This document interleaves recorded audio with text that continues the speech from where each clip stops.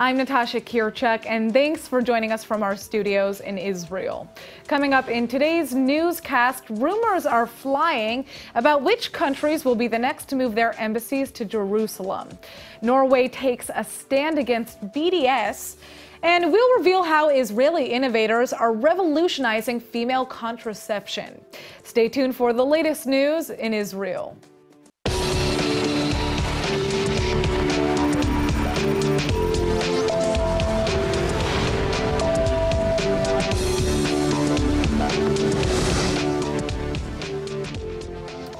Guatemala has announced that it will be the first country to follow America's example and move its embassy in Israel to Jerusalem. But now Israel says at least 10 other countries are also considering making such a move, even though the vast majority of nations are condemning Trump's decision to declare Jerusalem as Israel's capital. A resolution officially denouncing the Jerusalem recognition passed 128-9 at the United Nations earlier this week. But on the heels of that vote, Guatemala broke the news that it would be relocating its embassy from Herzliya to Jerusalem.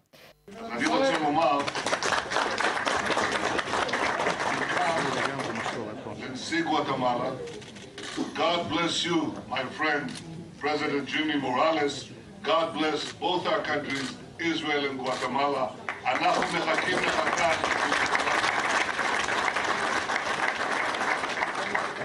אמרתי לכם לאחרונה שיהיו עוד מדינות שיכירו בירושלים ויודיעו על העברת השגרירות אליה. אז הנה באה המדינה השנייה, ואני חוזר ואומר לכם, יהיו עוד, זו רק ההתחלה. Now, rumor has it that Honduras and Paraguay may be next in line to follow. Honduras voted against the UN's resolution earlier this week, and though Paraguay abstained from the vote, the country has very warm ties with Israel. Romania and Slovakia, as well as the African country of Togo, are all reportedly considering relocating their embassies as well. Such moves would definitely be met with praise from Israeli leaders who are hoping more countries will soon follow suit. Well, the Knesset's Badboy lawmaker Oren Chazan has just made another shocking public display. Chazan boarded a bus with a team of journalists at the Israel-Gaza border yesterday, which was headed for an Israeli prison. The family of a jailed Palestinian happened to be on board to go and visit their son in jail, and Chazan literally got up in their faces, calling their son a dog. Very good. Listen to me. תקשיבי לי והוא יתרגם אותי. אני לא הולך לשום מקום. أنا عضو الكنيست. عضو كنيست ولا اسكت ولا نتنياهو اللي كان يكون اولادنا احنا بنشوف اولادنا فوق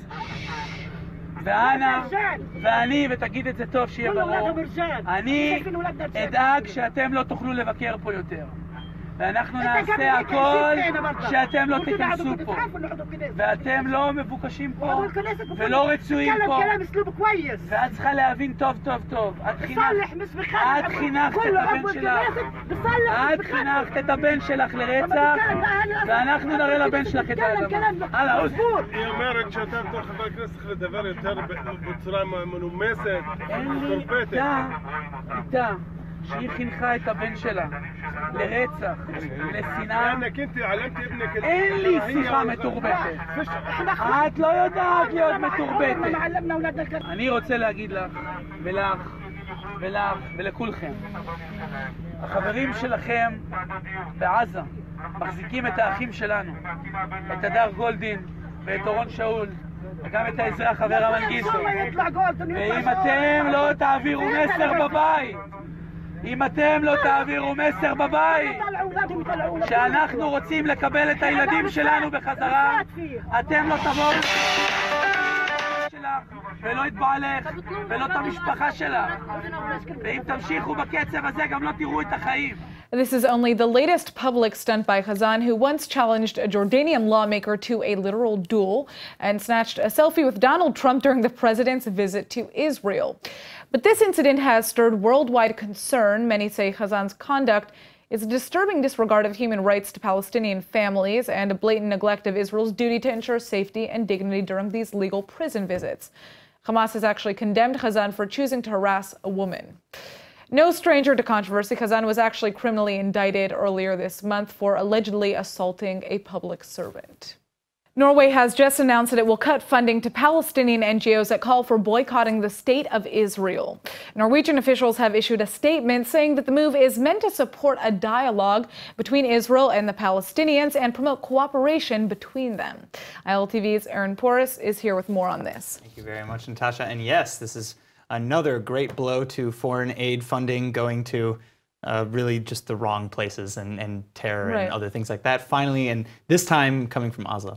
Now, how does Norway figure that cutting funding to these NGOs will help the peace process and cooperation?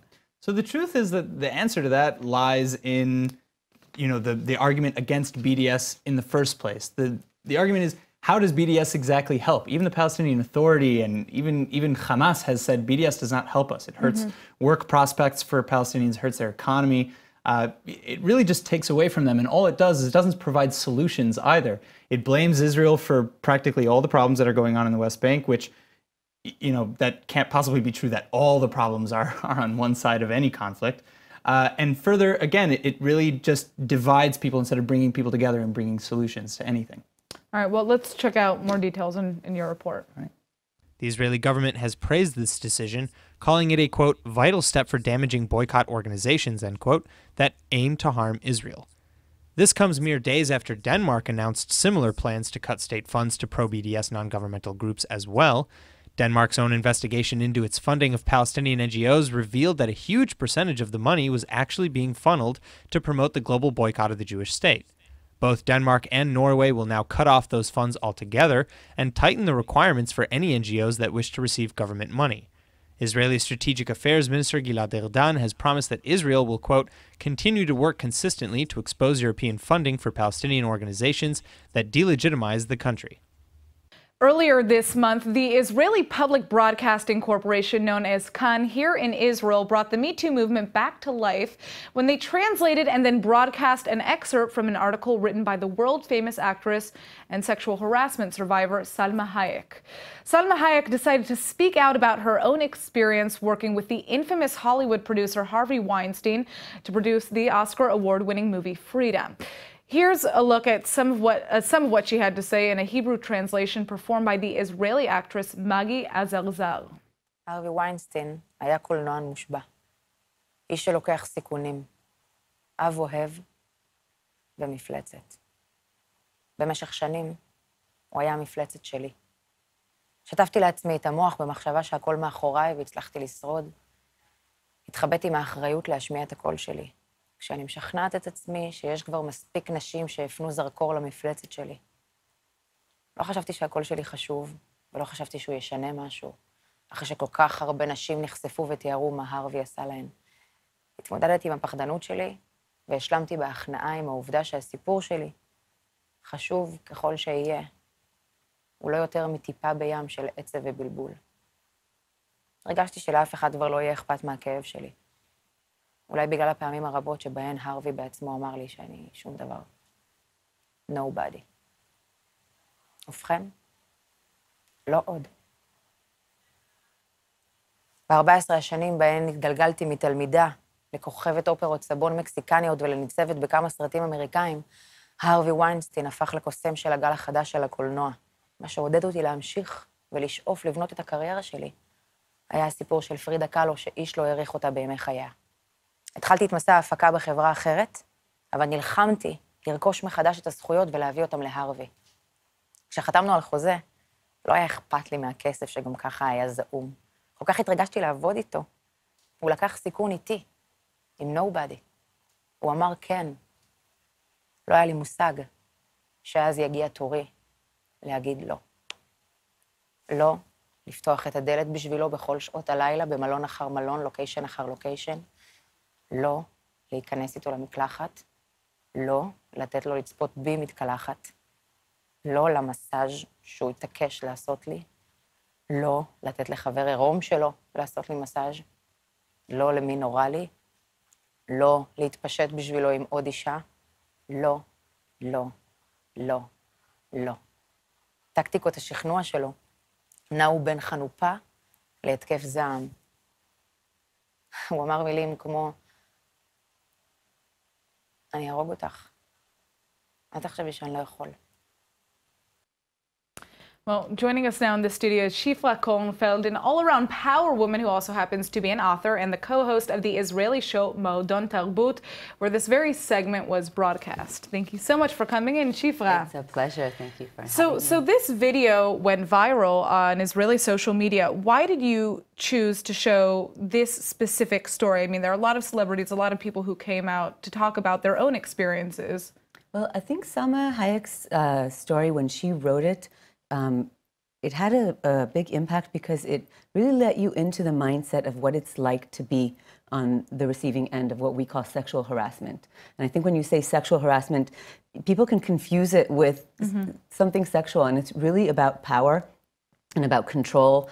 And the way she described it, I think, was such a good portrayal of it takes that word victim and really goes into it. And I think that Maggie does a really good job of bringing it to life. Absolutely. And we felt like the Me Too movement is so important, and it was sort of starting to fade away, and, you know, news always comes in this country. Well, which is an interesting point that you mentioned, because, you know, the first case related to Harvey Weinstein came out a couple of months ago, so it does feel like we're hearing less and less about what's happening. But is this a movement that has affected Israeli society in a profound way, would you say?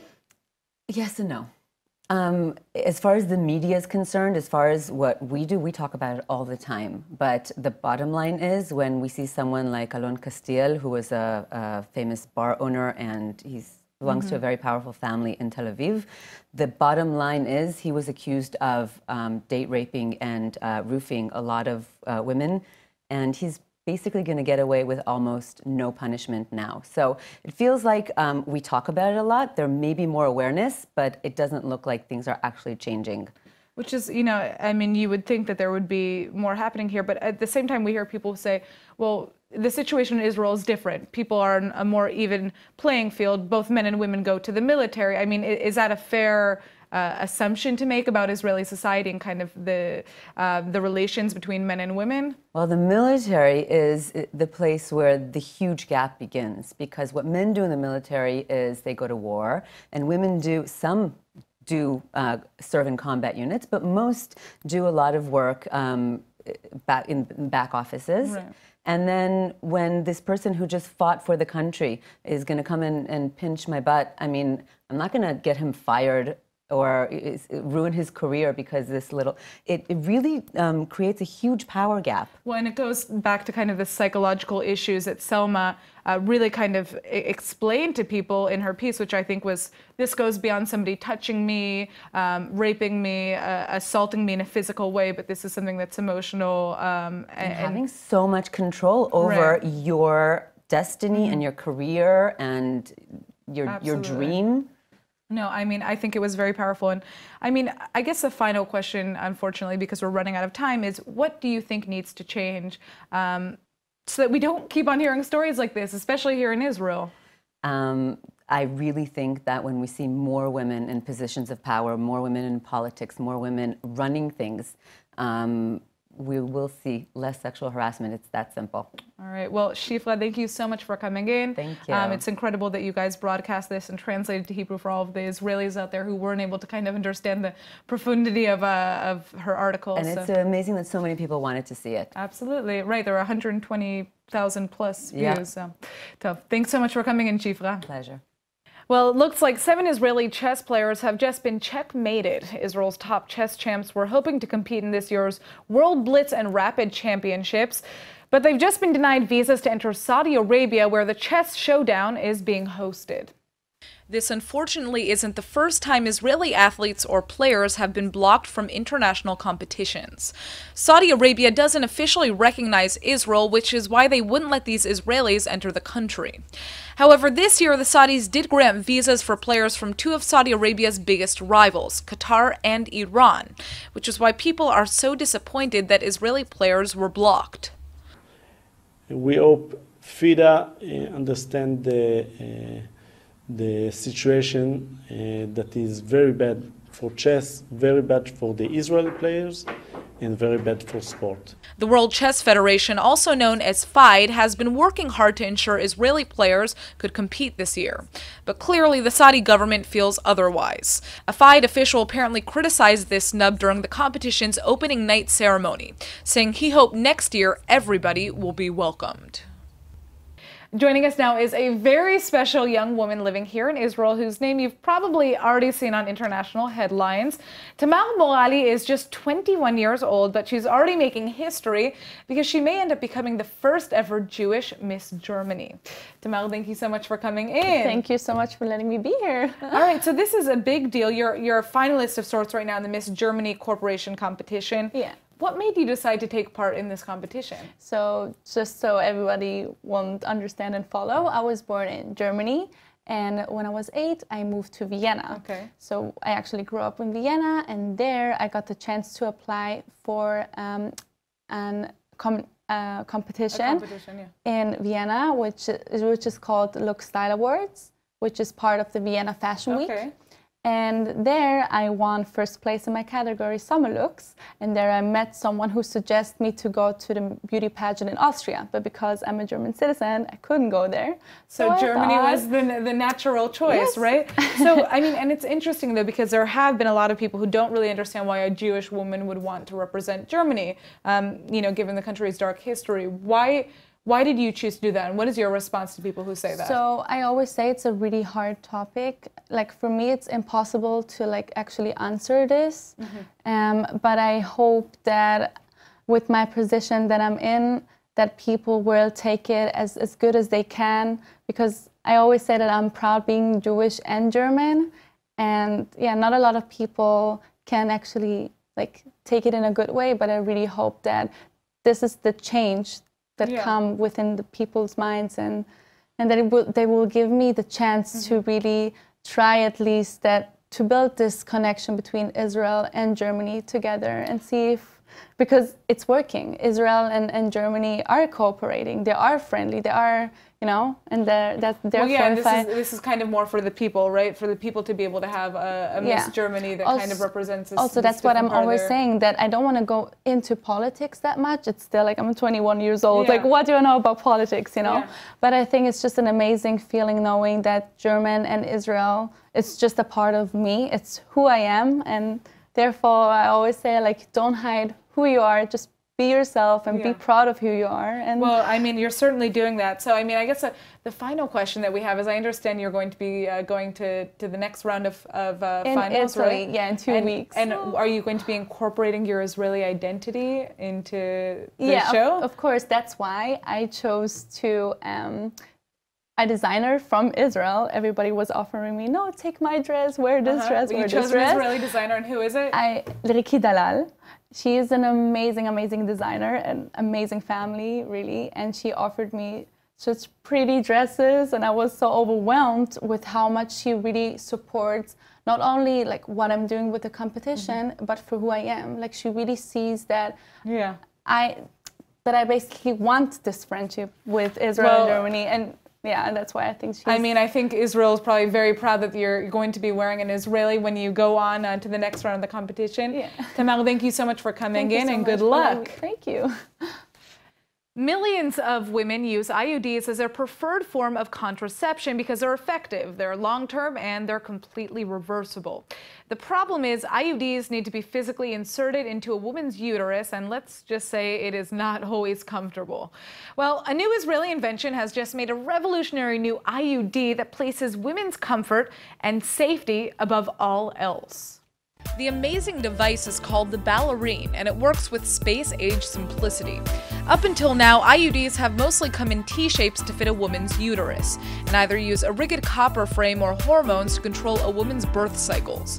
But every woman's body is different, which is why the one-size-fit-all approach sometimes results in the IUD getting twisted up inside, or worse, actually pinching the uterine wall.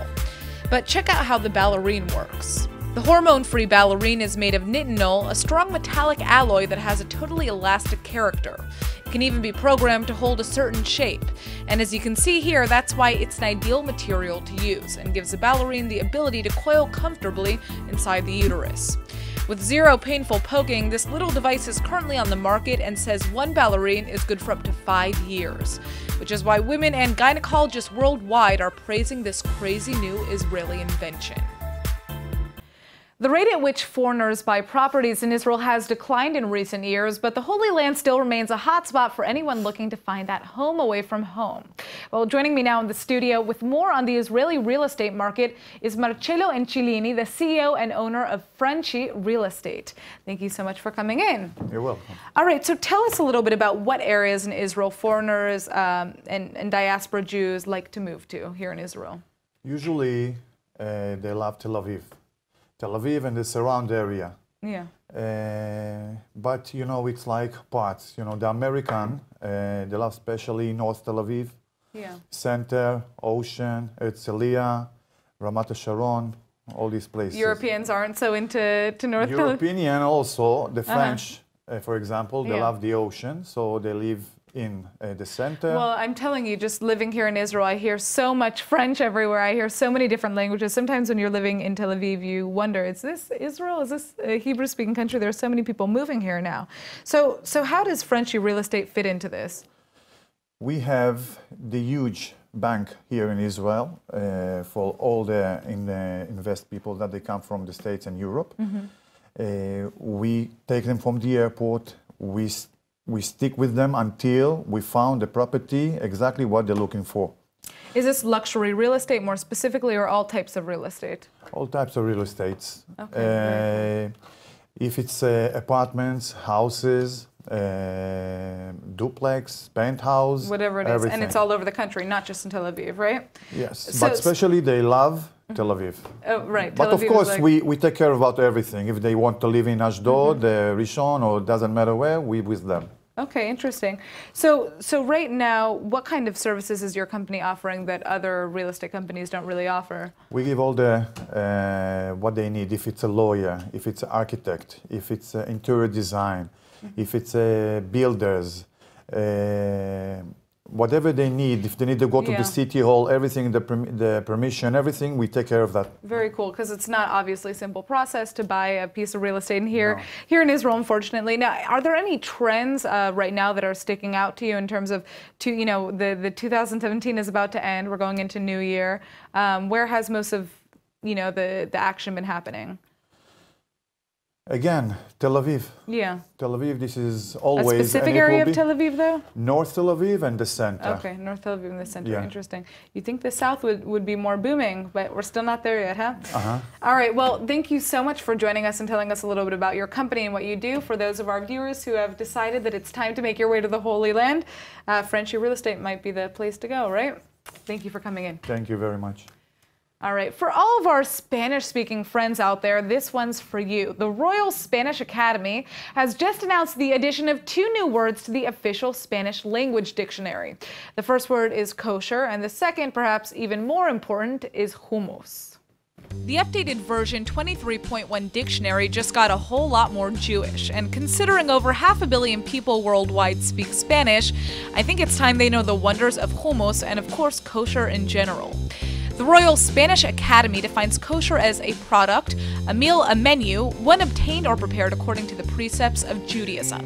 And if you look up hummus in the new dictionary, you'll find it defined as chickpea paste typical of Arabic cuisine, usually seasoned with olive oil, lemon juice, sesame cream, and garlic.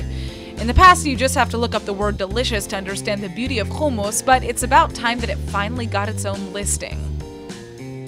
And now it's time for our Hebrew word of the day. Well, by now you've hopefully been collecting tons of our words of the day, but where are you going to put them all? I know, in a milon, which is the Hebrew word for dictionary. I'm happy to say that the Spanish milon or dictionary got a whole lot more Israeli recently now that they've added kosher and hummus. When it comes time for a game of Scrabble, it's best to keep a milon or 2 nearby because no, funner is not a real word since it's not in any milon. It may shock you to learn, though, that jiggy, as in some people like to get jiggy with it on the weekends, actually is a word. Both Webster's and Oxford added jiggy to their milonim, or dictionaries, bringing the English language to its most complete, impressive form ever. All right, let's go ahead and take a look at the weather forecast.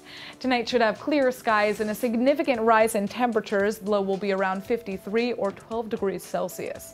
Tomorrow expected to be partly cloudy to cloudy with little change in temperatures and a high of 74 or 23 degrees Celsius. All right, that's it for today's news. Today's exchange rate is 3.49 shekels to the American dollar. Remember to sign up for our daily newsletter at iltv.tv. I'm Natasha Kirchuk, and thanks for watching.